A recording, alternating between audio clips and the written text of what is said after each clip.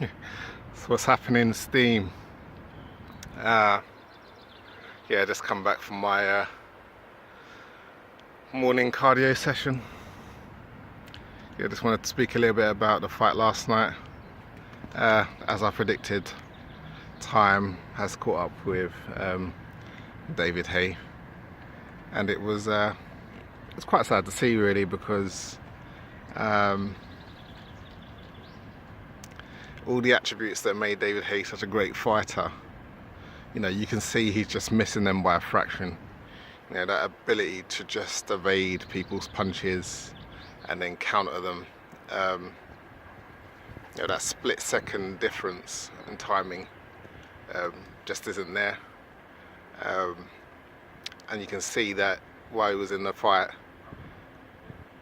it seemed like he was racing against time, so he had a good couple of rounds. But even by the third round, he was really pushing it, and then just before the first knockdown, he tried to finish Bellew when he hadn't even rocked him. I've seen David Haye put on that type of finishing combination before, or attempt that finishing combination before, but it's usually after he's really stunned an opponent. But just to watch him desperately trying to knock out Bellew, who was as fresh as a daisy and really, really sharp on the night. And this Bellew just watching and seeing all his punches like they were in slow motion, and just countering him and then pushing him back, and then to see David Haye as the one who was flailing while Bellew was catching him with some sharp, crisp punches. It was almost a complete role reversal from what David Haye is known for. He was forced to be that brave opponent that was basically outmatched on the night, and getting caught flush in a way that he used to catch flush his opponents. So it's really kind of almost like a poetic irony, the way that Haye used to finish opponents. He was getting finished simply because he went on too long.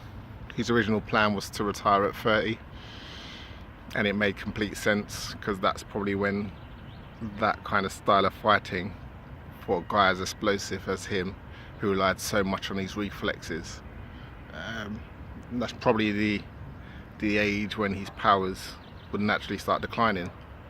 And he's always been a fighter that has carried niggles and injuries. I've always compared him to a Formula 1 car. When he's firing on all cylinders, it's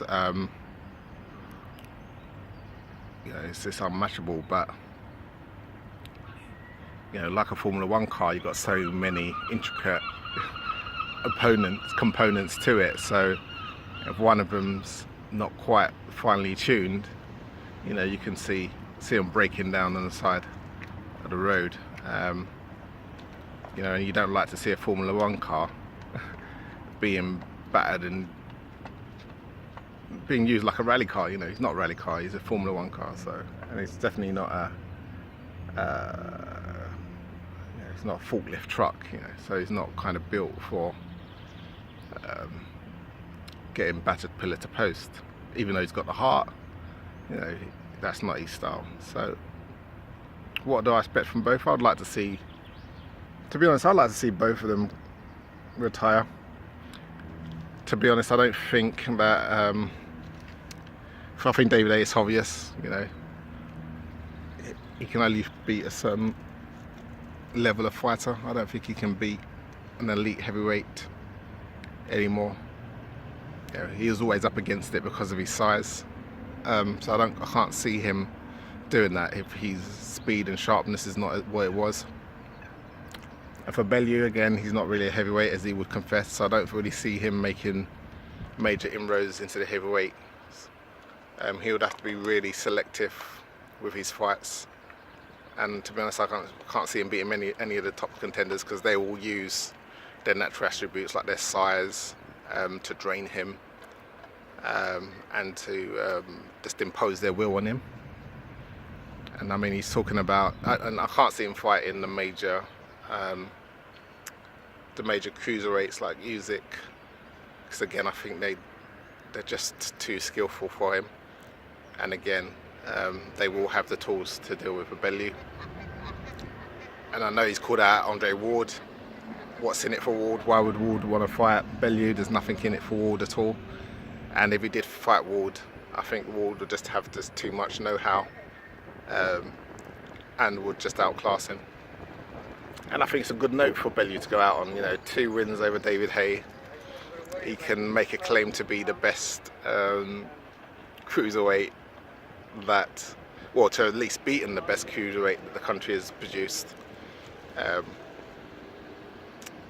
So that's a nice going out for him. And David Haye shouldn't really judge his legacy on this. I think he's achieved enough in his prime at cruiserweight, and by winning the heavyweight championship, really against the odds for a guy his size, that he doesn't need to judge his career on a couple of losses at the bookend of his career, when it was clear to most people that he was past his best and his body couldn't hold up. So yeah, it's just a great couple of fights between the two. I think people have compared it to the Collins Eubank, Collins Ben type fights, and I think it's really something to put in those kind of categories. It's not something to take away from Haye's legacy, and it's definitely a nice little fillip on Bellew's legacy. And yeah, they should both retire and let the young bloods take over. Anyway, enough from me. I'm gonna go home, have a shower on this beautiful Sunday morning. It's always nice to get out nice and early. I'm gone.